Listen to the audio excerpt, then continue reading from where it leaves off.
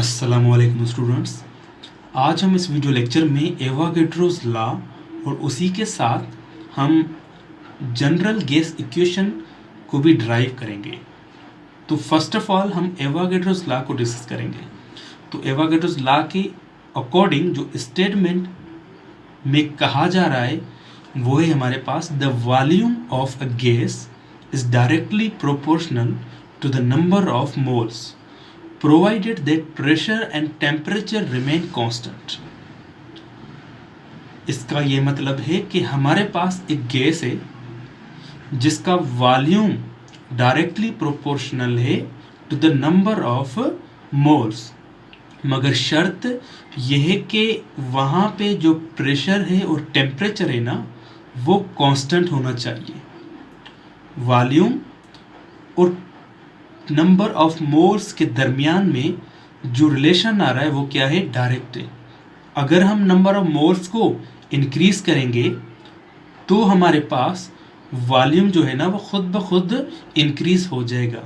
इसी को हम बोलते हैं एवोगैड्रोस लॉ। तो आइए अब हम एवोगैड्रोस लॉ को मैथमेटिकली भी देख लेते हैं। तो mathematically Avogadro's law can be defined. यहाँ पे इक्वेशन है, इक्वेशन को ड्राइव किया हुआ है। तो ये जो साइन v की उसको हम कहते हैं वॉल्यूम, और यहाँ पे n means number of moles.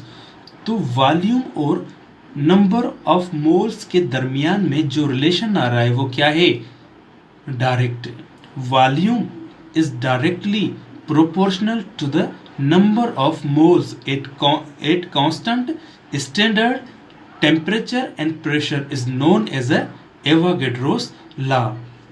ठीक है, अब हम जनरल गैस इक्वेशन की डेफिनेशन भी देखेंगे और इसी के साथ हम जनरल गैस इक्वेशन को ड्राइव भी करेंगे। तो आइए फर्स्ट ऑफ ऑल हम जनरल गैस इक्वेशन की डेफिनेशन जो है ना वो क्या कह रही है, आइए वो देखते हैं।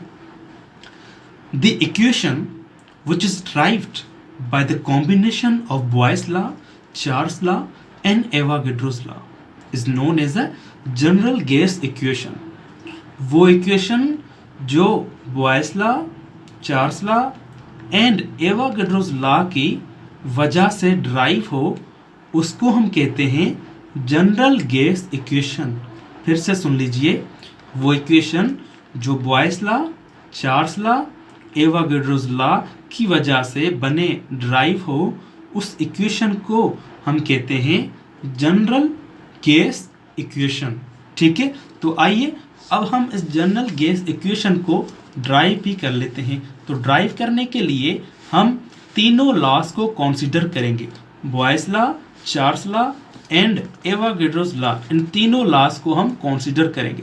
तो फर्स्ट ऑफ ऑल हमारे पास डेरिवेशन में according to Boyle's law, Boyle's law के मुताबिक जो हमारे पास फार्मूला ड्राइव हुआ था ना वो था volume is inversely proportional to pressure at constant temperature. यानी कि वॉल्यूम और प्रेशर के दरमियान में जो रिलेशन आ रहा था ना वो इनवर्स आ रहा था। तो इस इक्वेशन को हमने नाम दिया है equation number 1। According to the Charles law, Charles law के मुताबिक जो हमारे पास इक्वेशन ड्राइव हुई थी वो हुई थी volume is directly proportional to absolute temperature at constant pressure. Volume और टेम्परेचर के दरमियान में जो हमारे पास रिलेशन है ना वो क्या है? Direct.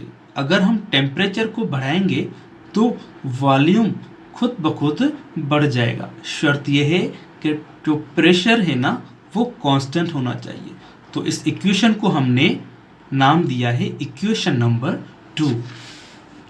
According to Avogadro's law, Avogadro's law के मुताबिक जो हमारे पास इक्वेशन है वो है volume is directly proportional to the number of moles at constant standard temperature and pressure। ठीक है, तो volume and number of moles के दरमियान में जो रिलेशन है ना वो भी क्या है, डायरेक्ट है। तो इस इक्वेशन को हमने नाम दिया है इक्वेशन नंबर 3। ठीक है, तो अब हम इन तीनों लॉस को कंबाइन करेंगे। ठीक है, तो आइए करते हैं। तो add equation number 1, equation number 2 and equation number 3। ठीक है, तो अब क्या होगा कि हम तीनों लॉज में पढ़ के आए थे, जो वॉल्यूम है ना वो सेम है, तो वॉल्यूम और प्रोपोर्शनलिटी को हमने क्या लिया है, कॉमन लिया है। तो वॉल्यूम भी हम एक ही दफ़ा रखेंगे और प्रोपोर्शनलिटी की जो साइन है वो भी एक दफ़ा ही रखेंगे। तो हमारे पास वॉल्यूम और प्रोपोर्शनलिटी की साइन, फिर हम देंगे टेम्परेचर यानी कि T n अपॉन P। अब हमने यही इक्वेशन क्यों बनाई, अब देखें ऊपर हमने Tn क्यों रखा, P हमने नीचे क्यों रखा। देखें वॉल्यूम और टेम्परेचर का जो रिलेशन था ना वो क्या था, डायरेक्ट था, इसलिए हमने टेम्परेचर को ऊपर रखा है नोमिनेटर में। फिर आते हैं वॉल्यूम और नंबर ऑफ मोल्स के दरमियान, वहाँ पे भी जो रिलेशन आ रहा था वो क्या था, डायरेक्ट था, मगर वॉल्यूम और प्रेशर का जो रिलेशन था वो क्या था, इनवर्स था, इसलिए हमने प्रेशर को अपॉन में रखा है, डिनोमिनेटर में रखा है। ठीक है, तो हमें पता है कि जब प्रोपोर्शनलिटी साइन रिमूव होती है तो उसके बदले में इज इक्वल टू और कांस्टेंट यानी कि आर हमारे पास रख लेंगे। तो इक्वेशन हमारे पास बन जाएगी volume is equal to V is equal to RTN upon P। P जो है ना यहाँ पे डिवाइड हो रहा है, जब यहाँ पे आएगा तो P जो होगा प्रेशर होगा वो क्या होगा, मल्टीप्लाई होगा। ठीक है, तो इक्वेशन फाइनली हमारे पास बन जाएगी PV is equal to nRT। ठीक है, तो this equation is known as a general gas equation. अब यहाँ पे ये जो R है ना वो क्या है, R is a general gas constant. R जो है वो क्या है, जनरल गैस कांस्टेंट है। Is it clear. तो अब अक्सर हमारे पास एग्जाम में ये सवाल आता है कि R की जो वैल्यू है ना वो डिटरमाइन करें at standard temperature and pressure, यानी कि स्टैंडर्ड टेम्परेचर प्रेशर पर आपको R की वैल्यू डिटरमाइन करेंगे। वो कैसे करेंगे, आइए अभी हम सीख लेते हैं कैसे करेंगे। तो यहाँ पे देखें वैल्यू ऑफ R, यानी कि R की वैल्यू हम डिटरमाइन करेंगे 8 STP। STP क्या है, standard temperature and pressure. Standard temperature and pressure पे R की वैल्यू को हम डिटरमाइन करेंगे। अब देखें एज वी नो दैट जो प्रेशर है ना स्टैंडर्ड वो क्या है 1 atm, और उसके बाद जो टेम्परेचर है वो क्या है स्टैंडर्ड 0 डिग्री सेंटीग्रेड, या हम कह सकते हैं 273 केल्विन। मगर हमने यहाँ पे जो नंबर ऑफ मोल्स लिया है वो 1 लिया है, 1 मोल, और जो वॉल्यूम लिया है वो 22.4 dm³। ठीक है, तो P हमने ले लिया है 1 atm, वॉल्यूम लिया है हमने 22.4 dm³, और नंबर ऑफ मोल्स लिए हमने 1 मोल। हमेशा 1 मोल पे जो वॉल्यूम होता है वो 22.4 dm³ होता है। याद रहे dm³ को हम लीटर भी बोलते हैं। और टेम्परेचर हमने लिया हुआ है स्टैंडर्ड यानी कि 0 डिग्री सेंटीग्रेड।